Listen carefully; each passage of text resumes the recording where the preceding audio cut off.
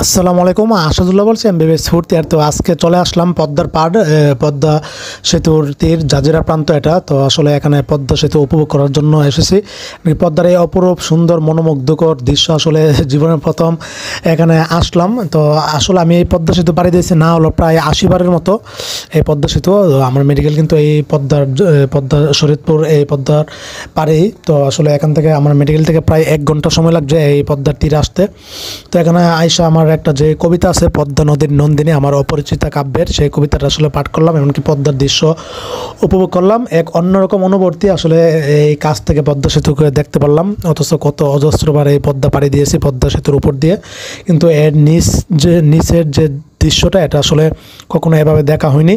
তো আজকে প্রথম দেখলাম এক মনোমুগ্ধকর অনেক সুন্দর দৃশ্য। হ্যাঁ, মাঝখানে কিন্তু চর আছে।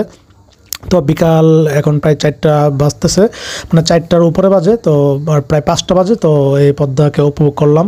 তো পদ্মা সেতু নিয়ে কত নিউজ, কত কিছু, এমনকি এই পদ্মা সেতু তৈরি করা নিয়ে কত কিছু। তো অবশেষে পদ্মা সেতু তৈরি হয়েছে। তো পদ্মার এখানে দেখলাম পিচ্ছি কিছুরা ওরা মাছ বিক্রি করতেছে, মাছ ধরে আনছে পদ্মা নদী থেকে।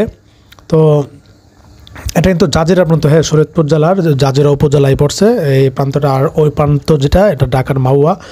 তো আপনারা চাইলে আসতে পারেন, এভাবে পদ্মা সেতু উপভোগ করে যেতে পারেন, এমনকি পদ্মার এই সুন্দর অপরূপ দৃশ্য উপভোগ করে যেতে পারেন। এক কথায় মানে অসাধারণ। হ্যাঁ, এখানে না আসলে আসলে এটার অনুভূতিটা বুঝতে পারবেন না।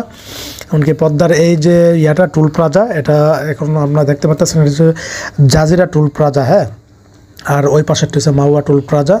তো মোটামুটি ভালোই লাগলো এখানে উপভোগ করে। দীর্ঘ প্রায় মানে এখানে আসবো করতে করতে আজকে প্রায় 3 বছর কেটে গেছে, কিন্তু এখানে আর আসা হয়নি পদ্মার এই পার। তো এক কথায় উপভোগ করে নিলাম পদ্মা সেতুকে। আপনারা একসময় ঘুরে আসতে পারেন, চাইলে মাওয়ারের প্রান্তে এখানে পদ্মার ইলিশ খেয়ে যেতে পারেন। আর এই দৃশ্যটা আসলে অন্যরকম একটা অনুভূতি, এমনকি মনে আনন্দ লাগা কাজ করবে। তো এই ছিল।